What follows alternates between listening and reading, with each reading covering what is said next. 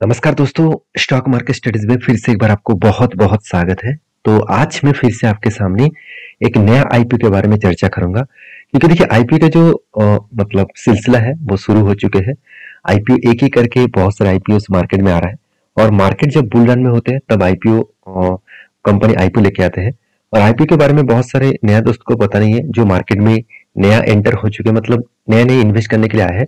IPO का मतलब होता है इनिशियल पब्लिक ऑफरिंग। तो इनिशियल पब्लिक ऑफरिंग क्या होते हैं? देखिए, कंपनी के मान के चलिए कंपनी के जो बिजनेस है उस बिजनेस को वो एक्सपेंड करना चाहते हैं, और कभी कभी बिजनेस के ऊपर उसका जो ओनर है, उसका जो प्रोमोटर है, वो खुद का स्टेक बेचना चाहते हैं। तो इसलिए वो क्या क्या करते हैं, मार्केट के ऊपर खुद का कुछ स्टेक बेचकर पैसा मार्केट से उठाते हैं, और उस पैसे को बिजनेस के ऊपर भी लगा सकते हैं, खुद के जेब भरने के लिए भी मतलब आईपीओ लेके आते हैं। तो आईपीओ मोटा मोटी देखा जाए तो आपको एक ऑफर दिया जा रहा है कि आप मेरे कंपनी के ऊपर निवेश करें और आप एक्स्ट्रा पैसा कमाएंगे। देखिए, आईपीओ में ऐसे कोई 100% गारंटी नहीं होता कि जब लिस्टिंग होगा तो वहां पे आपको प्रॉफिट मिलेगा। कभी कभी बड़े अच्छे कंपनी के ऊपर भी हालत खराब देखने को मिला था। जैसे एक एग्जांपल देता हूँ, एलआईसी। एलआईसी इंडिया के सबसे बड़ा एक इंश्योरेंस कंपनी है, फिर भी जब उसका आईपीओ का लिस्टिंग हुआ, जब आईपीओ मार्केट में लिस्टिंग हुआ तो वो डिस्काउंट में हुआ। इसका मतलब लॉसेस दिया। जो लोग आईपीओ को खरीदारी करके बैठे हुए हैं अभी भी लॉसेस में है। तो इसीलिए बार बार बोलता हूँ, किसी भी आईपीओ के ऊपर काम करने से पहले कुछ पॉइंट्स को आपको जरूर ध्यान देना होगा, तभी आपको पता चलेगा कि हाँ, आईपीओ के ऊपर कुछ हो सकते हैं, कुछ पॉजिटिव इंपैक्ट आ सकते हैं। तो वीडियो टोटली एजुकेशन पर्पस में आपके साथ शेयर करूंगा। सारी जानकारी दूंगा इस कंपनी के बारे में, जिसके बारे में आज चर्चा करूंगा। तो वीडियो को लास्ट तक देखिए, और अभी तक आपने चैनल को सब्सक्राइब नहीं किया तो जरूर कर लीजिएगा। तो चलो देख लेते हैं आज के आईपीओ के डिटेल्स के बारे में।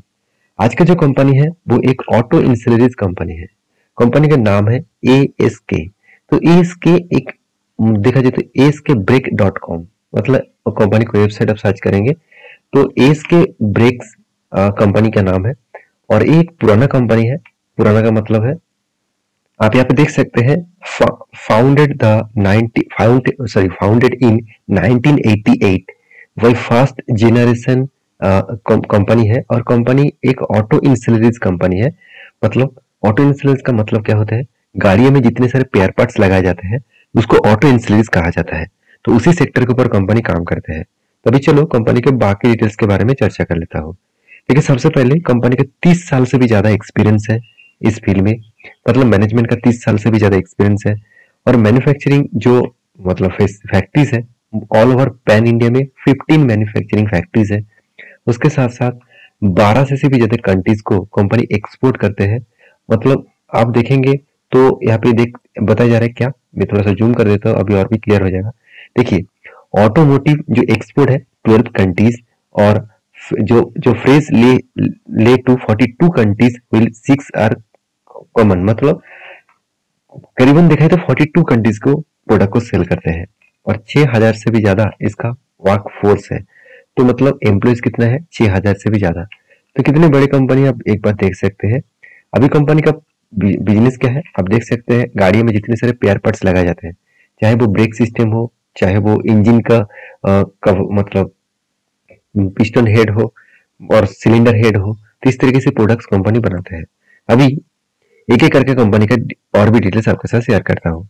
कंपनी के प्रोडक्ट की लिस्ट देखेंगे तो company advance brake system, aluminium साथ ही साथ लाइट वेट जो प्रिसिशन सॉल्यूशन है उसके ऊपर भी प्रोडक्ट बनाते हैं। सेफ्टी जो कंट्रोल केबल है उसको भी कंपनी बनाते हैं। अभी एक एक करके इसका प्रोडक्ट का डिटेल्स भी दिखा देता हूँ। सबसे पहले एडवांस ब्रेक सिस्टम आप देखेंगे। देखिए, जो टू व्हीलर्स होते हैं, इस तरीके से ब्रेक सिस्टम आपको कहाँ पे मिलते हैं, टू व्हीलर्स गाड़ियों में। मतलब जितने सारे टू व्हीलर्स गाड़ियां हैं और थ्री व्हीलर्स गाड़ियां हैं, उसमें इस तरीके से कुछ ब्रेक सिस्टम देखने को मिल जाता है। और इस ब्रेक सिस्टम को कहा जाता है डिस्क ब्रेक सिस्टम। हम लोग जो डिस्क ब्रेक यूज करते हैं बाइक्स में, तो उसका भी जो मतलब पैनल होते हैं उसको यही कंपनी बनाते हैं। साथ ही साथ और भी देखिए, कुछ एडवांस जो ब्रेकिंग सिस्टम है उसको भी कंपनी बना रहा है। डिस्क ब्रेक से लेकर क्लच जो प्लेट है, क्लच प्लेट भी कंपनी बनाते हैं। और उसके साथ साथ आप देखेंगे तो ब्रेक लाइट जो है, उसके साथ साथ जो क्लच का जो शेप्स है, इस तरीके से प्रोडक्ट कंपनी बनाते रहते हैं। तो कंपनी का ब्रेक सिस्टम का भी बिजनेस है। उसके साथ साथ कंपनी का aluminium light weight precision solutions के ऊपर भी प्रोडक्ट है, जैसे आप देखेंगे तो इस तरीके से कुछ सिलेंडर जैसे लाइट वेट जो सिलेंडर है उस तरीके से प्रोडक्ट बनाते हैं। जैसे आप देखेंगे तो हब हब मतलब इंजन के जो जहाँ पे मोटर्स लगाए जाते हैं उस हब को भी कंपनी बनाते हैं। उस मतलब एल्यूमिनियम प्रोडक्ट को बनाते हैं। सिलेंडर ब्लॉक भी बनाते हैं, साथ ही साथ सिलेंडर केस भी बनाते हैं। तो राइट केस लेफ्ट केस दोनों ही बनाते हैं।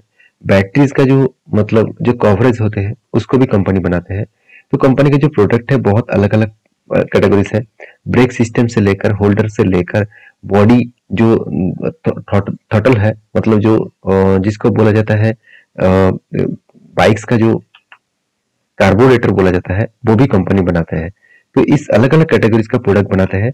उसके साथ साथ और एक बिजनेस है वो है केबल्स का। केबल्स का मतलब देखिए हम लोग जो क्लच का जो केबल्स है ब्रेक का जो केबल्स होते हैं, देखिए डायरेक्टली आप गाड़ियों में देखेंगे तो क्लच और ब्रेक का जो केबल्स होते हैं उसी केबल्स को एक कंपनी भी बनाते हैं। तो कंपनी के जो प्रोडक्ट है वो प्रोडक्ट आप देख सकते हैं कौन सा प्रोडक्ट के ऊपर कंपनी काम कर रहा है आप यहाँ पे देख सकते हैं। अभी इस कंपनी के बिजनेस ग्रोथ कितना है वो देखना बहुत इंपॉर्टेंस है, क्योंकि सिर्फ प्रोडक्ट देखने से कुछ फायदा नहीं, क्योंकि इस सेक्टर में बहुत सारे कंपनीज काम कर रहे हैं।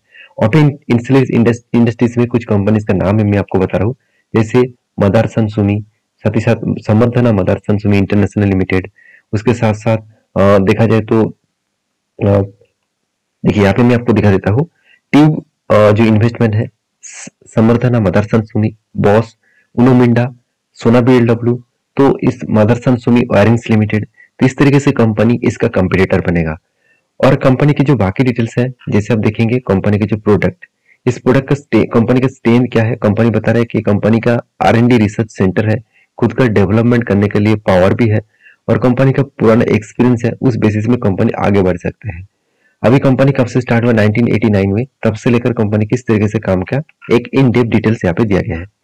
अभी सबसे जो बड़ी बात है कंपनी का, कंपनी देखिए ऑल ओवर इंडिया में कुछ देखा जाए तो गुजरात में, उसके साथ साथ देखा जाए तो चेन्नई में, इस तरीके से जगह पे, और कुछ यूपी में, कुछ इस तरीके से जगह पे मैन्युफैक्चरिंग यूनिट्स है।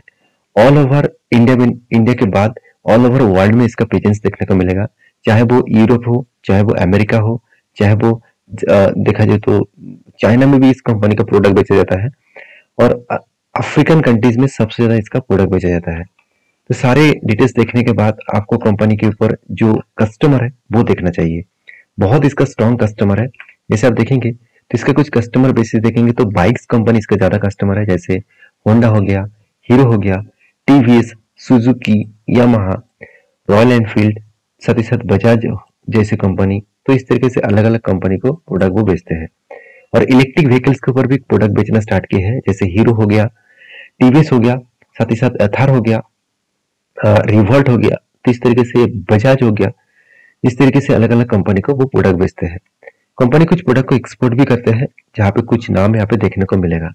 तो अदर्स कस्टमर भी है इसका, सिर्फ मतलब व्हीकल्स कंपनी नहीं है, कुछ अदर्स ऑटोमोबाइल्स कंपनी भी है जिसके ऊपर भी कंपनी प्रोडक्ट बेचते हैं।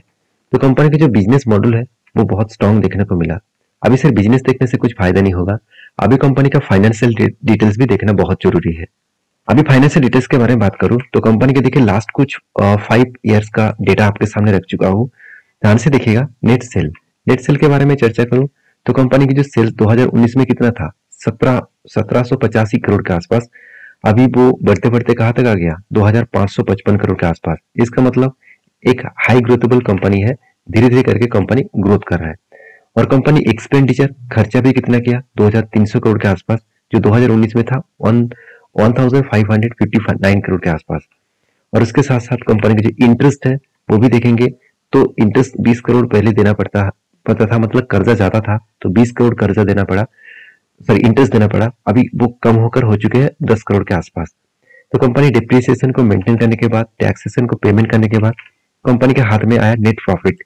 ध्यान दीजिएगा 2019 में 121 करोड़ का प्रॉफिट हुआ था, 2020 में 117 करोड़, 2021 में 110 करोड़, 2022 में 80 करोड़, चलो 90 करोड़ के आसपास पकड़ लेते हैं।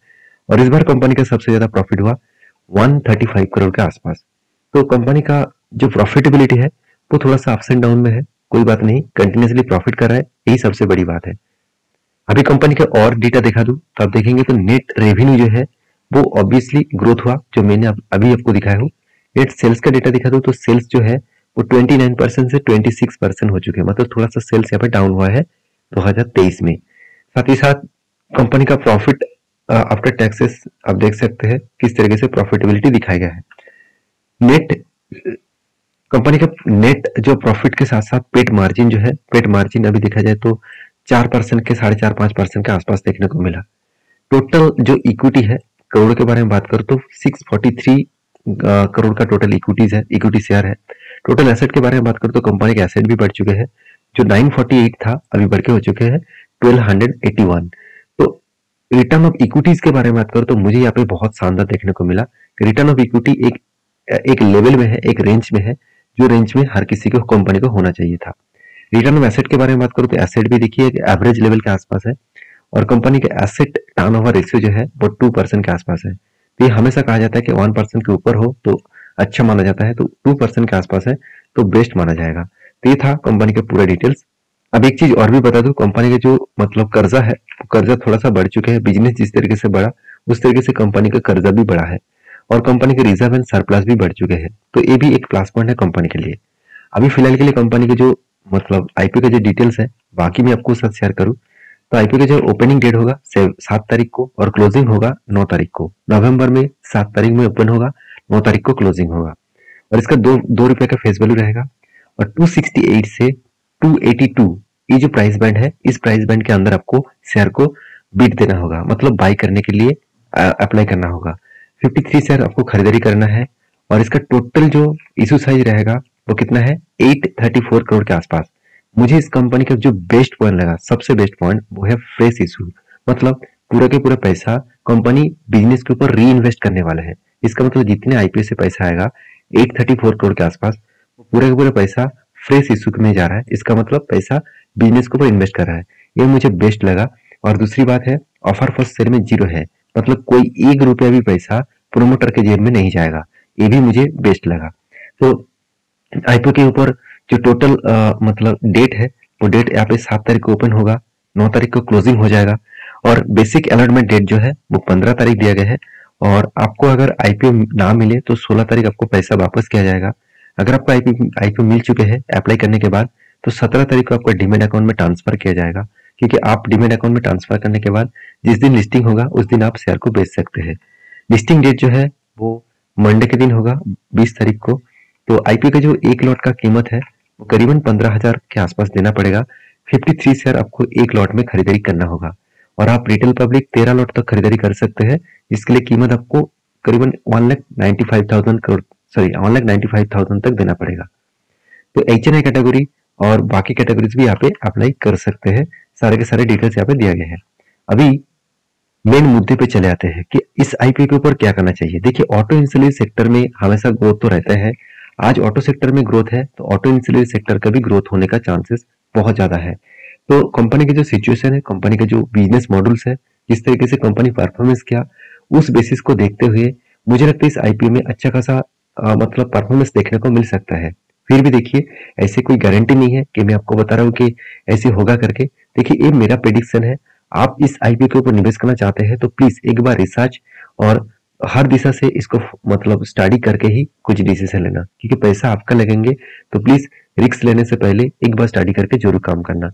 आप कहेंगे सर क्या आप इस आईपीओ के ऊपर अप्लाई करना चाहेंगे? मैं जरूर करूंगा, क्योंकि इस आईपीओ के मुझे जो परफॉर्मेंस देखने को मिला, मुझे कुछ पॉजिटिव देखने को मिला है। हाँ, मैं लास्ट दिन में मतलब अप्लाई करूंगा। मैं ये भी कहूंगा, अगर आप आईपीओ के ऊपर काम करना चाहते हैं, इस कंपनी के ऊपर पैसा लगाना चाहते हैं आईपीओ के ऊपर, तो लास्ट दिन में करिए।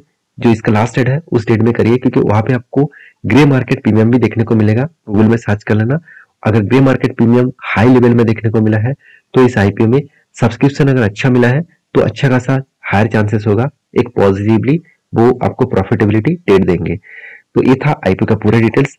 वीडियो में अगर जानकारी आपको अच्छा मिले तो प्लीज लाइक करना, और इसी तरीके से क्वालिटी कंटेंट पाने के लिए चैनल को सब्सक्राइब भी करना। और हाँ, आप आईपीओ खरीदना चाहते हैं, शेयर खरीदना चाहते हैं, इसके लिए डीमेट अकाउंट का जरूरत पड़ेगा। तो आप हमारा जो लिंक्स है उस लिंक के थ्रू आप अकाउंट ओपन करेंगे तो एक्स्ट्रा बेनिफिट हमारी तरफ से आपको मिलता जाएंगे। तो मिलते हैं नेक्स्ट वीडियो में, तब तक के लिए अच्छे से रहिए, अपने ख्याल रखिए। धन्यवाद।